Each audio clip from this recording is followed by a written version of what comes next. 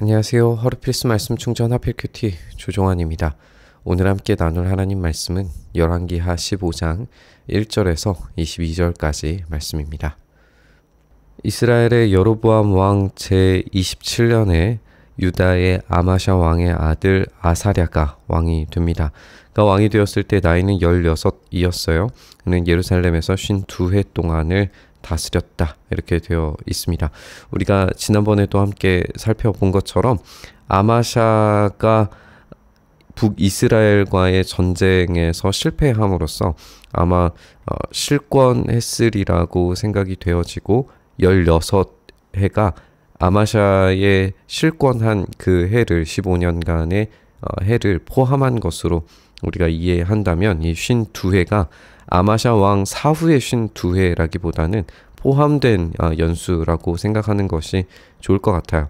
그리고 우리가 아는 것처럼 아사랴 같은 경우도 아마샤가 한 모든 일을 본받아서 주님 보시기에 올바른 일을 하기는 했지만 산당을 제거하지 않아서 백성이 여전히 산당에서 제사를 드리고 분향을 드렸는데 주님께서 그 일 때문에 왕을 치셨기 때문에 죽을 때까지 나병 환자가 되었다라고 그렇게 되어 있어요.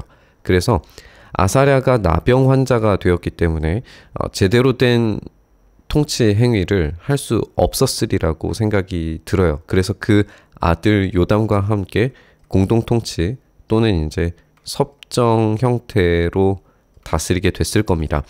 그렇기 때문에 아사랴의 통치가 52해라고 할지라도 그것이 오롯이 자신이 다 통치한 시간이라고 보기보다는 아마샤 왕과의 겹친 시간이 있었고 또 아들과의 겹치는 시간들이 있었다라는 점을 우리가 생각을 해볼 수 있습니다. 여기서 우리가 생각해보고 싶은 것은 역대기에서는 나병 환자가 된 이유가 스스로 예배를 드리려고 해서예요.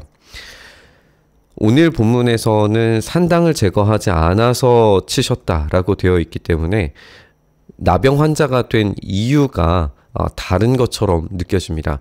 그런데 우리는 이것이 서로 배치되는 것이 아니라 상호 보완되는 이야기라고 이해해 볼 수 있을 것 같아요.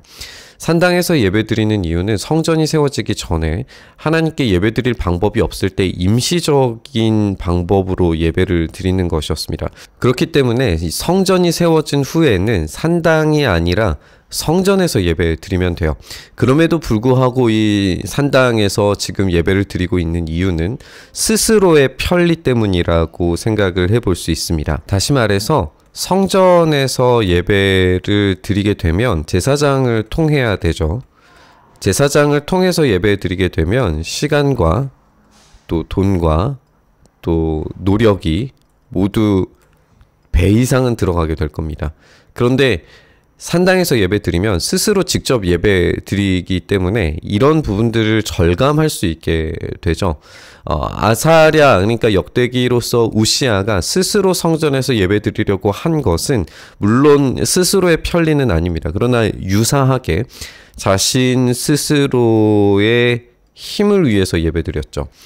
재정 일치 효과 등을 아마 노릴 수 있었을 겁니다. 제사장 권력에 대한 견제도 가능했겠죠.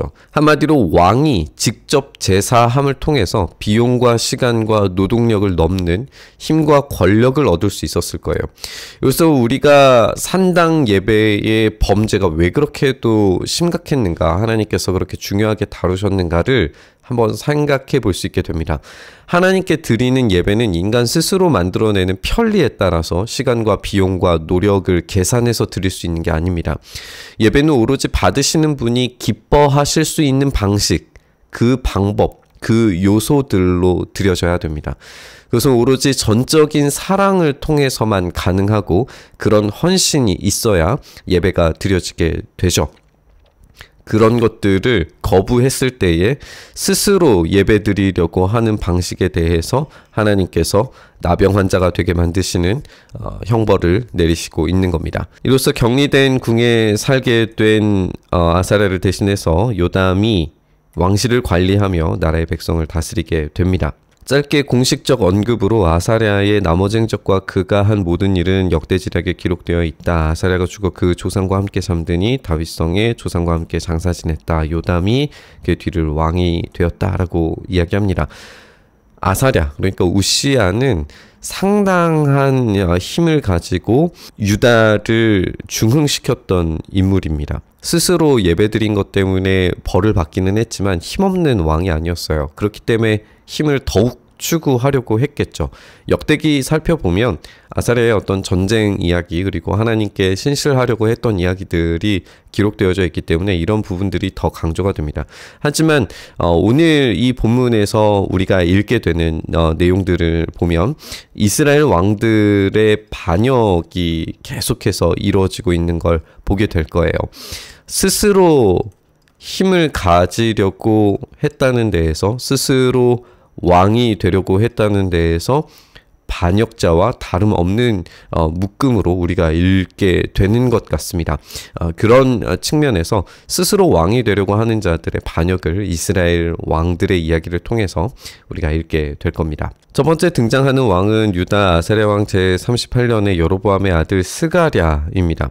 이제 마지막 왕이 되죠. 스가랴가 이스라엘 왕이 되어서 사마리아에서 6달 동안을 다스리게 돼요. 이 또한 조상이 한 것처럼 주님 보시기에 악을 행하고 이스라엘로 죄를 짓게 한 느밧의 아들 여로보암에서 죄에서 떠나지 않았고 그것을 그대로 본받았어요. 야베스의 아들 살룸이 역모를 꾀해서 백성 앞에서 그를 죽이고 그를 뒤어 왕이 됩니다. 스가랴의 나머지 행적은 이스라엘 왕 역대지략에 기록되어져 있어요. 예후에게 예언하신 대로 그에게서 난 자손이 4대까지 이스라엘 왕자에 앉는 것은 허락하셨지만 그 이후로는 허락하지 않으십니다.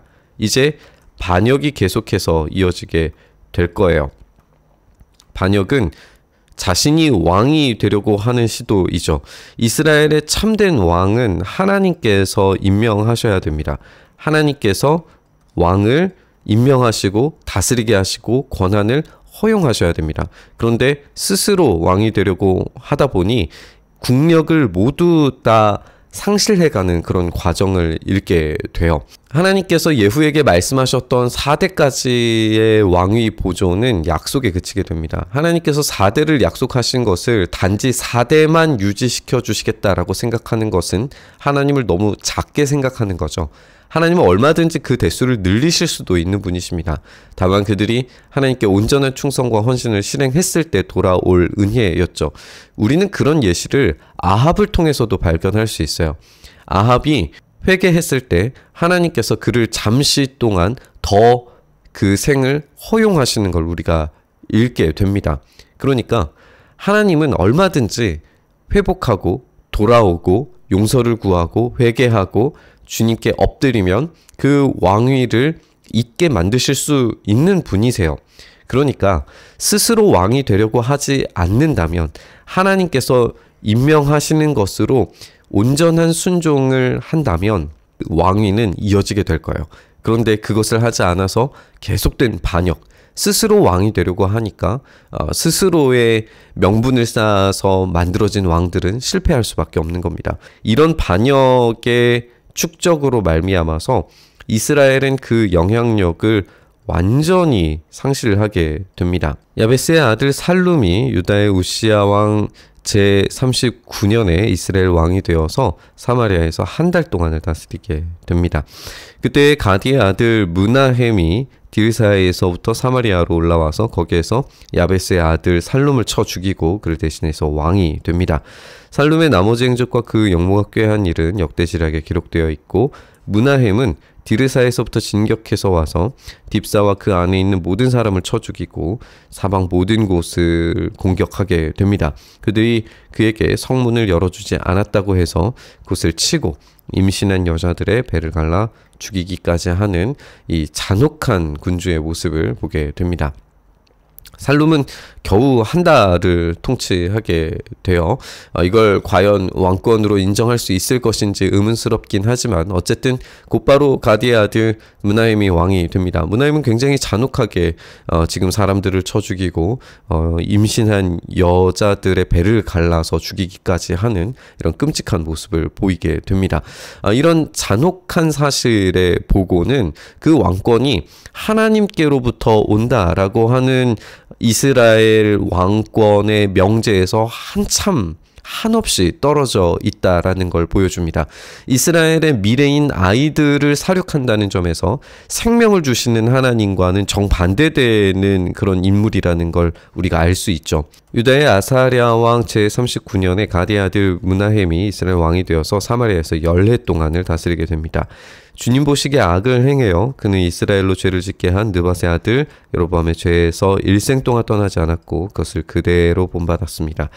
아시리아의 불 왕이 그 땅을 치려고 올라오니 므나헴은 불에게 은 1000달란트를 주었어요. 이렇게 한 것은 그의 도움을 받아서 자기 왕국의 통치권을 굳게 하려고 했다라고 이렇게 되어 있습니다. 우리가 계속 지적한 것처럼 이스라엘의 참된 왕권은 하나님으로부터만 와야 합니다. 그런데 이 므나헴은 자신의 왕권을 불에게서 얻으려고 하고 있어요. 그러니까 이스라엘의 참된 왕이신 하나님께서 그것을 허락하실 리가 없죠. 그런데 므나헴의 아들이 이제 왕이 되고 그 이후에 반역이 일어남으로써 이스라엘은 완전히 아시리아에게 그 영향력을 상실하게 됩니다. 완전히 패망하게 되죠. 므나헴이 아시리아 왕에게 바치려고 이스라엘의 모든 부자에게 한 사람당 은 50세겔씩을 바치게 했는데 아시리아 왕이 더 이상 그 땅에 머물지 않고 되돌아가요. 지금 우리가 이 본문에서 그의 도움을 받아서 자기 왕국의 통치권을 굳게 하려고 했다라고 하는 이것을 통해서 그 왕위가 결코 하나님으로부터 제공된 것이 아니라는 사실을 더 분명히 함으로써 이스라엘에게 더 이상 희망이 없다라고 하는 사실을 우리에게 보여주고 있습니다. 우리는 아사랴와 북이스라엘 왕들의 배신 역사를 보면서 스스로 힘을 가진 예배자, 스스로 왕이 되려고 하는 찬탈자들을 읽게 됐습니다. 이들에게 하나님을 사랑하고 경외함은 전혀 보이지 않죠. 어떻게 해서든 권력과 힘을 차지하려고 하는 인간 군상들을 보게 됩니다. 이렇게 만들어진 권력은 결코 하나님께 용납되지 않고 허락하셨던 힘과 땅과 권세들을 제한해 나가시는 걸 우리가 읽게 됩니다. 그것이 육체적인 질병일 수도 있고 이방 나라들의 침략일 수 있고 재정적인 심각한 타격일 수 있습니다. 중요한 것은 그 모든 것을 사용하실 수 있는 분께 온전한 복종으로 엎드려야 된다는 것이죠. 오늘 우리의 삶의 주인이신 분께 엎드리기를 다시 한번 선택했으면 좋겠습니다. 우리의 삶의 건강도, 우리의 삶의 재정적인 문제들도, 그리고 우리의 삶의 모든 환경과 반경들도 결국 하나님께서 허락하신 것들이라는 것을 기억했으면 좋겠습니다. 우리의 삶의 주인이신 분께 엎드려 주님의 다스리심과 통치를 구할 때 참된 은혜의 승리를 경험하게 될 줄 믿습니다. 우리 주님께 우리의 삶의 전부를, 전적인 예배를, 전적인 온전한 삶의 헌신을 드리기를 다시 한번 결단하면서 우리 묵상의 자리로 나아가시죠. 주님, 우리의 삶의 주인이신 분께 우리의 삶을 온전히 드리기를 소망합니다. 우리의 연약한 모습이지만 우리의 생각으로 예배드리고 우리의 가치들을 가지고 주님을 섬기려고 하는 것이 아니라 주님께서 원하시는 방식, 주님께서 원하시는 것을 통하여 예배드릴 수 있도록 주님, 우리의 마음, 우리의 생각, 우리의 헌신, 우리의 모든 것들이 주님 앞에서 질서 잡히게 하여 주시옵소서. 그래서 주님의 다스리심 안에서 온전한 평화와 삶의 만족을 누리게 하여 주시옵소서. 그렇게 일하시길 간절히 바라고 소망하며 우리 주님 예수님 이름으로 기도드리옵나이다. 아멘.